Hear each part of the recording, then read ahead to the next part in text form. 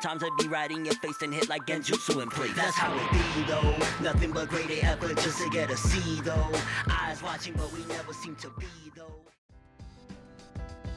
One Piece greatness. One Piece greatness. One Piece greatness, baby. 902 and 903. A lot of you guys been hitting me up. I know I slacked, but my God, 902 and 903, but especially 903. Let's just jump into it. I mean, the saga of Sanji and Pudding has been a roller coaster ride. It has been like 1 minute Pudding's a piece of garbage.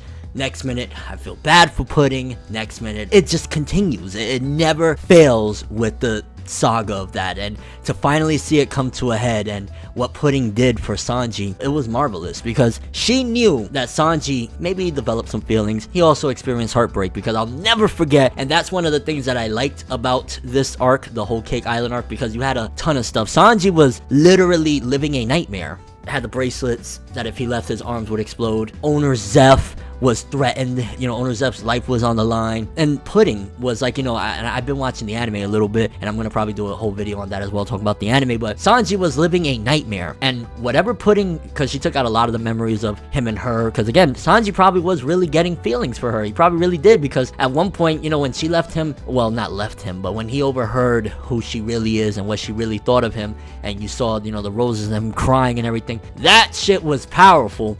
So I think to a certain degree, Pudding taking the memories out, well, to a certain degree anyway, she didn't take all of his memories, but probably the most hurtful ones and stuff like that, is a good and a bad, because I think in life in general, no matter how horrible pain may be, pain is very valuable. And I'm not trying to quote Nagato and all that stuff. I'm just being a realist. At the end of the day, everything Sanji went through in Whole Cake Island is very vital and very pivotal for his development. So her taking the memories away and whatever else it was that she took, which I think that's going to be an ongoing thing of maybe Sanji ain't going to remember certain aspects or whatever because of her doing that, but it was really powerful, and I appreciated that from Pudding. At the end, Sanji went through a living nightmare, and she didn't want him to keep on having those hurtful thoughts or memories or whatever the case may be, and it was nicely done. 902 just wrapping things up in general, the backstory, getting into a little bit more of Katakuri and his past.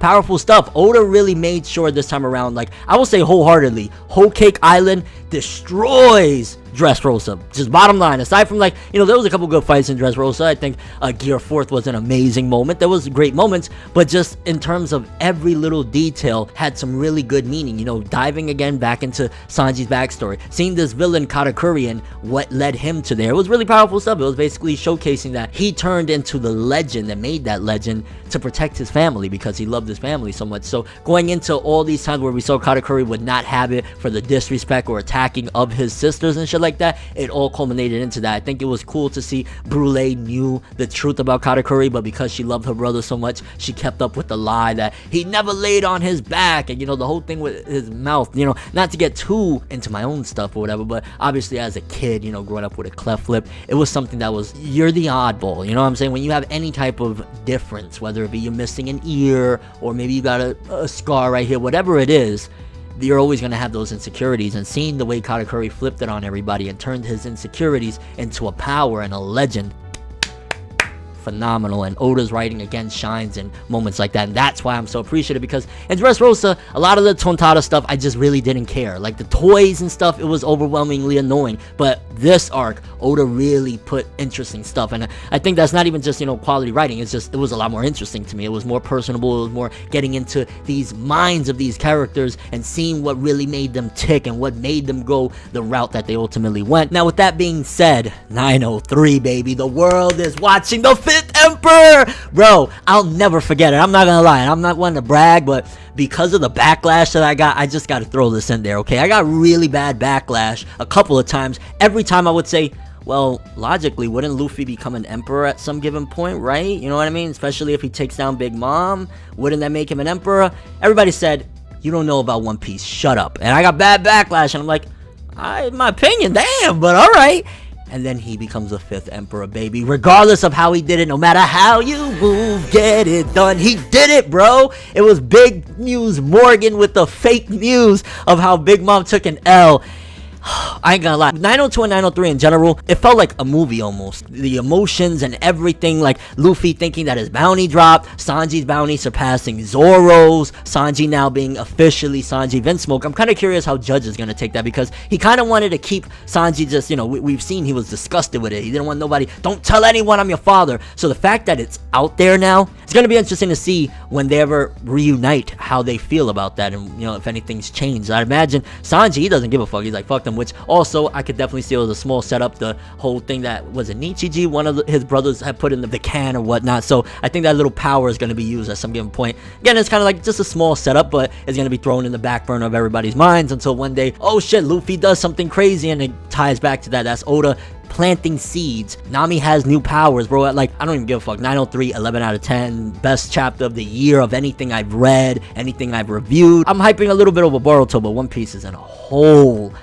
Now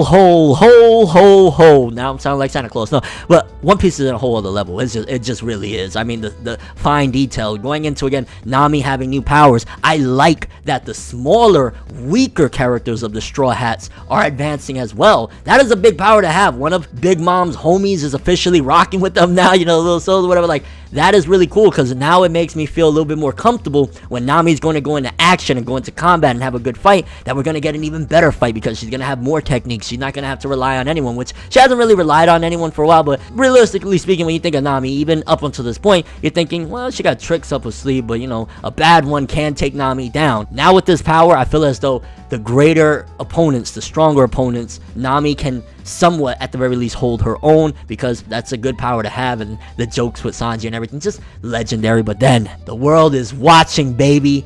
The world was watching and seeing it all. Well, they wasn't seeing it all, but they read about it from Fake News Morgan. We gotta call him Fake News Morgan. I'm sorry, it's too rich. Luffy, his bounty at 1.5 billion berries, and named the 5th emperor. Let's talk about Blackbeard's reaction, because that one kind of got me when he's like, you're not ready for that, Straw Hat. Blackbeard knows. Blackbeard sees through the bullshit. I think a lot of the big time dogs, the ones with experience, see through the bullshit. They know. Come on, bro. Luffy, Shanks knows. Shanks is like, you know, a big bro, father type of figure to Luffy. He knows. Like, yo, Luffy, you did that. Like, yo. And that whole line right there, we might see each other a lot sooner than I thought. Oh my god. I got chills on my arms right now just saying that, bro. Like, yo, insane. 903. Like, let's talk about that emperor position, because now things is getting more spicy, because you got to think 1.5 billion, that people are gonna come for the Straw Hats even more. 1.5 billion from, what was it, 500 million or something like that? Huge jump. It tripled, and again, it was all due to everything that happened to Whole Cake. I think it also adds this. 903 adds that Whole Cake Island is the most important arc thus far in New World, because it just did so many different things. It boosted the Straw Hats reputation to a whole other plateau. And again, I know,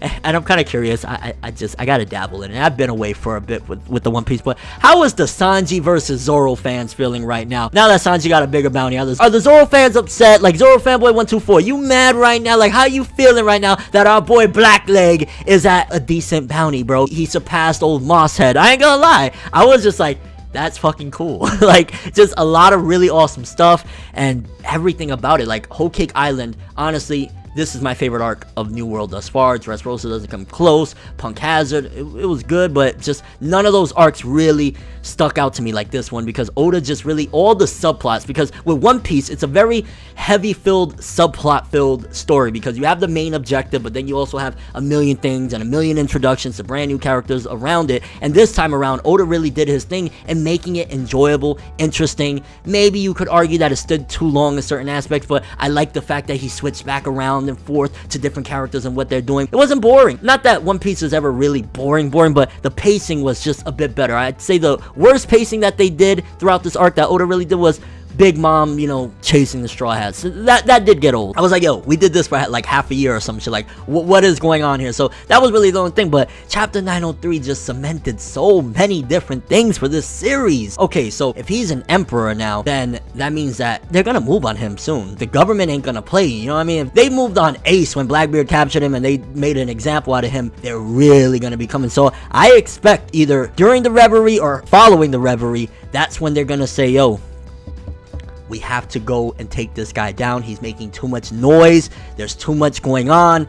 and this could be detriment to the future of the Straw Hats and what's going to happen with them, because now they're public enemy number one. I don't think nobody in the worst generation collectively has that type of bounty, even close to it. So it's going to be interesting to see how the government acts on this, the world government and everything. And all around, man, One Piece 903 was absolute greatness. Best chapter of the year. One of the best One Piece chapters in years that I can remember, that really, it celebrated the characters, it solidified things, it showed us what everybody else is thinking. Big Mom being pissed off, because don't forget, Big Mom ain't out. Like, yo, all of the shit, like Fake News Morgan, he's gonna have to face her one day. She's gonna get him. Luffy and the Straw Hats, they're gonna have to, you know what I'm saying? So it's gonna be interesting to see where it all plays out. Kind of curious what's going on with Jinbei and them. I don't remember, but I'm pretty sure Jinbei, they didn't show exactly what happened, but I'm pretty sure Jinbei got away. He just had to let them get away. But it's gonna be interesting to see that. I think the Jinbei thing was kind of another plot point that I wasn't too fond of, in terms of like, oh, again, he's not a part of the Straw Hats. I think if Oda didn't want Jinbei to be a part of the Straw Hats, he should have just never made Luffy have that, hey, be my Nakama at the end of Fishman Island, because it's been back and forth too much of like, he's with us, he's not with us, you know what I'm saying? I think Oda should have just never made that decree. He could have been rocking with them, similar to what Carrot's doing right now, similar to what Bartolomeo did at some given points, but just being in addition to the Straw Hats and never actually being with the Straw Hats kind of feels a little bit, but aside from that, man, whew, a lot of fucking craziness in One Piece. And the Reverie arc, which I'll probably do a whole discussion later on, because I got a lot of One Piece on my mind. I've been really into One Piece. I know I haven't been talking about it, but I've been, like, you know, marathoning the anime, which I stopped watching the anime a long time ago. So for me to get into the anime, I've been getting really big into One Piece again, and 903 is amazing. I got a lot of questions to ask, but I guess most importantly, what was the biggest part of 903, the most important part that you feel is going to be pivotal and impactful to the future of this series? Was it Luffy's bounty jump? Was it the 5th Emperor deal? I think the 5th Emperor thing is the biggest thing, but there was so many other key details. Of course, Nami getting the weapon is not the biggest thing in the world, whatever, but the new weapon of, you know, Big Mom's homie. What point do you think that little can, which I'm pretty sure, unless I missed it, I could have glanced over it or whatever, but I don't think Sanji threw it overboard or whatever, that can that was left behind by one of his brothers. Do you think that that's going to be a major thing in the upcoming arc? And now that we're going into Reverie, I wouldn't be surprised if Oda's gonna cut back and forth. Maybe we'll be at the Reverie, and then he'll be talking, you know, they'll be talking about Luffy, which, oh my god, the anime is probably gonna do super fucking filler garbage or something, which the anime really doesn't do filler like that, like in a long time it hasn't, but I could see them using the Reverie as an opportunity. Since everybody's gonna be talking about Luffy, the anime will probably throw like some flashbacks or some shit, which, again, One Piece, I'm gonna give it the benefit of the doubt, but the anime, the problems it has is different than that. It's not flashback problems. Those are Naruto's problems, okay? The problem with One Piece anime is the pacing, but that's a whole different discussion. Just your overall thoughts, 902, 903. What do you think out of everything Sanji lost from his memories? Do you feel Pudding did him a favor by taking those memories, or if anything, it was worse? Because again, pain is very vital, because when you remember pain and you remember how it feels, you always try to avoid it at all costs, and you try to better yourself and strengthen yourself for the next time around. You got to feel similar pain. And honestly, their relationship, it was very interesting. It was a roller coaster. It was one minute I hated Pudding, next minute I felt bad, next minute I wanted to see them together. It was just craziness. But One Piece, baby, One Piece. Sorry I took so long, but we here. That's all I have for this one. Thanks for watching. Hope you enjoyed. If you liked anything I had to say or enjoyed the video, drop me a like. I'd greatly appreciate it. And if you want more from me, make sure to subscribe. Follow me on Twitter, Instagram, and stalk my Facebook to get more when the video ends. I'm ForneverWorld, and as always, people, have an awesome day. And remember the golden rule: anime and manga for life, boy. Bow. Have an awesome day. One Piece greatness. Yo, 5th Emperor, 1.5 billion bounty. Making major moves, laugh and let the haters lose. We don't give a fuck, virginity intact, cream stack. Paper rules, if you heard it, best believe that. But now it's whatever, one day I'll be your favorite, but never. No matter how you get it done, no matter how you